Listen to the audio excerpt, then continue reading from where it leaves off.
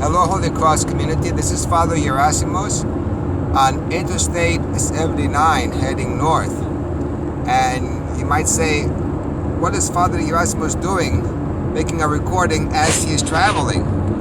Well, the reason why I am doing it now is because I was planning to do it at another location at the New River Gorge, but because of bad weather, that never happened. So now I said to myself, but traveling is also part of life. And traveling is also an encounter. You see behind me as I'm traveling, you see all these beautiful woods and trees and mountains. And you see, if I would say, oh, I want to go to a destination, I might miss out on the reality of what's around me. You see, traveling is part of the destination. Traveling is living your life and seeing all the beauty around you at the moment. Rather than always thinking of the future, I will be at a destination. I will be in a certain situation, and then I will be happy. We have to make sure that we see what is around us at the moment. You see, right now we're passing by thousands and thousands of trees.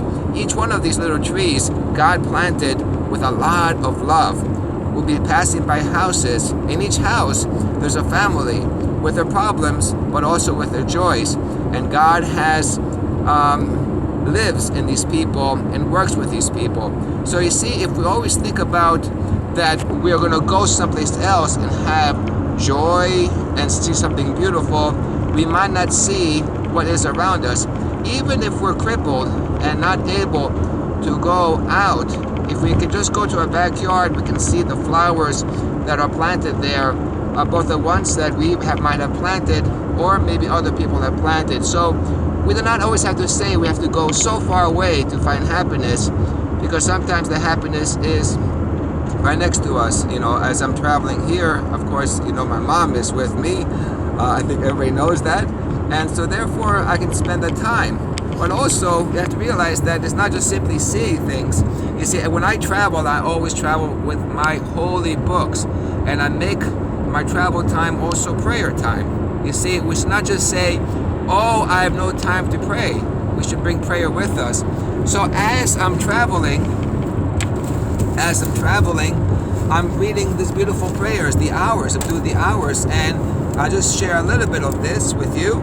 O Christ the God, who at all times and at every hour, all times and every hour, think about it, and I would say in every place. And therefore, in these places, as we're traveling, I see the beautiful churches, Baptist or evangelical or whatever they may be, a Roman Catholic and sometimes Orthodox churches. Think about it, that God is raising, people are raising up their prayers in there.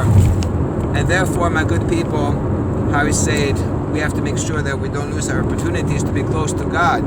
And then I was reading the Psalms as I try to do it during the period of the Christmas fast. And as you know, I've said before how much I love nature. And I was reading this. Yesterday I read this. And so how more beautiful nature is when I read the Psalms and I'm inspired. You see, of old, God, thou didst lay the foundation of the earth, and the heavens are the work of the hands. How beautiful. The heavens are the work of the hands. And they will perish. Everything, all this beauty that you see behind me, and yes, there is snow here also. All the beauty, they will perish, but you endure. They will all wear out like a garment. You change them like a raiment, and they will pass away. But you are the same, and your years have no end. And then I read this. For the heavens are high above the earth, so great is your steadfast love toward those who fear. As far as from the east as from the west. And I traveled from New York all the way to California, so I can understand what east to the west. As far as from the east from the west, so far does he remove our transgressions from us.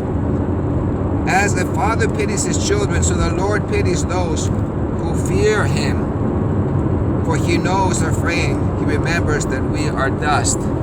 All my good people, make sure that we take advantage of not just simply the destination, but the journey. And our journey is life.